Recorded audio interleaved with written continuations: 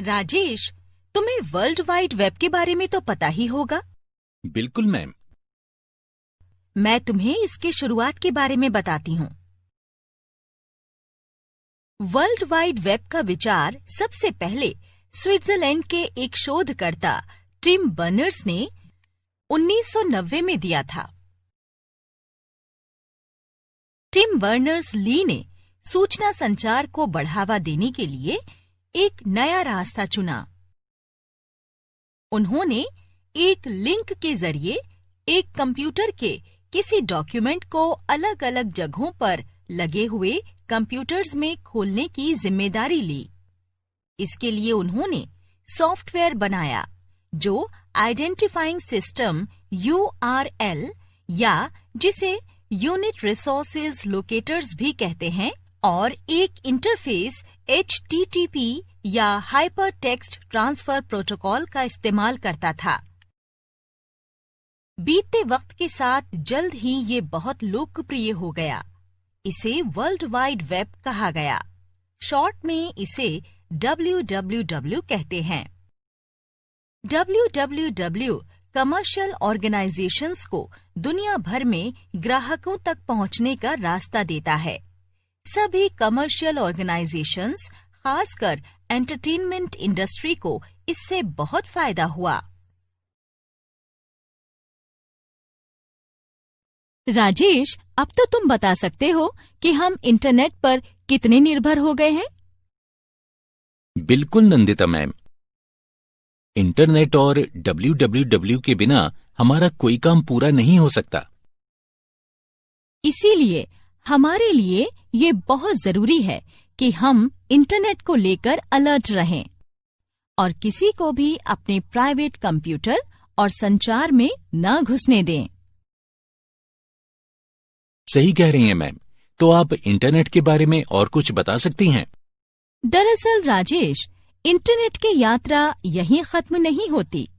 इसका सिलसिला चलता रहेगा। दुनिया भर के रिसर्च सेंटर्स में इंटरनेट और संचार से जुड़ी नई खोज जारी है। मैं सब समझ गया। इतनी ज्यादा जानकारी देने के लिए आपका बहुत शुक्रिया नंदिता मैम। अब तक जो भी सीखा है उसका रिकैप कर लेते हैं। किसी भी बटन्स पर क्लिक कर अब तक सीखी हुई जानकारी ले सकते हैं। अबैकस। अबैकस एक सरल उपकरण है। ये लकड़ी के एक फ्रेम से बना होता है जिसकी बीड्स धागे या लकड़ी के बार्स में अरेंज किए जाते हैं। पास्कलिन। ब्लेज पास्कल ने 17वीं शताब्दी में एक मैकेनिकल कैलकुलेटर का आविष्कार किया जिसमें संख्याओं के साथ व्हील्स लगे थे। इसे ही अरिथमेटिक मशीन या पास्कलिन के नाम से जाना जाता है।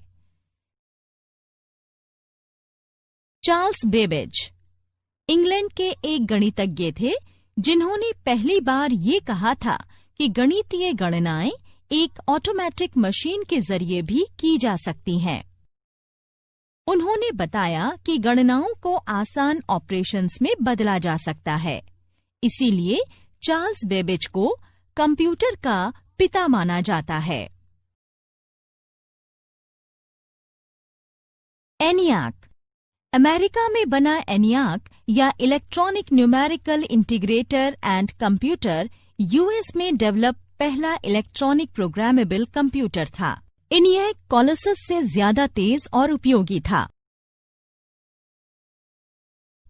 Universal computing machine. ट्यूरिंग ने एक बहुत ही आसान उपकरण यूनिवर्सल कंप्यूटिंग मशीन पेश की थी। उन्होंने ये भी साबित कर दिया कि इस तरह की मशीन टेप में स्टोर्ड किसी भी गणनीय की निर्देश के मुताबिक गणना कर सकती है। Manchester baby. मैनचेस्टर बेबी दुनिया का पहला स्टोर्ड प्रोग्राम कंप्यूटर था।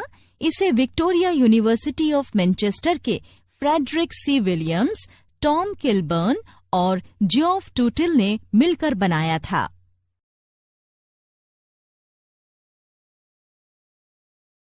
ट्रांजिस्टर्स। ट्रांजिस्टर्स ने सेकेंड जनरेशन के कंप्यूटर्स को जन्म दिया। वैक्यूम ट्यूब्स के मुकाबले ट्रांजिस्टर्स से कई फायदे हैं। वो छोटे होते हैं और वैक्यूम ट्यूब से कम पावर खर्च करते हैं। साथ ही उनमें हीट भी कम निकलती है।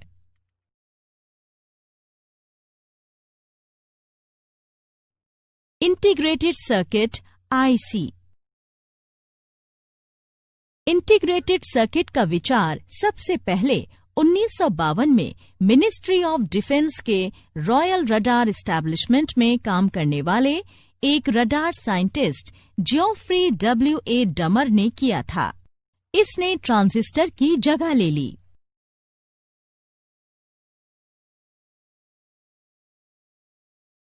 माइक्रोप्रोसेसर। प्रीमियर माइक्रोप्रोसेसर इंटेल 4004 का विचार सबसे पहले इंटेल में काम करने वाले टेड हॉफ, फेडेरिको फैगिन और स्टैनले मेजर ने दिया और इसे बनाया। इसके साथ ही ये कंप्यूटर्स की सबसे आधुनिक तकनीक बन गई।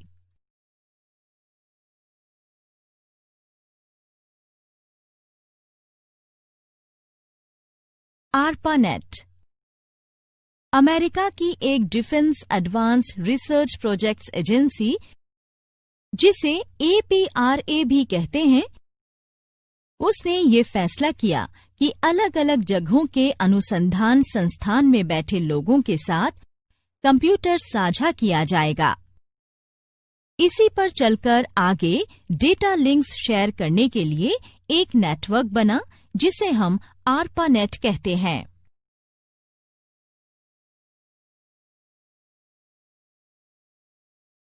एथरनेट। 1973 में एथरनेट के विकास ने ही आधुनिक संचार तकनीक को संभव बनाया। 2 या उससे ज्यादा डिवाइसेस के बीच फिजिकल कनेक्शन से एथरनेट बनता है।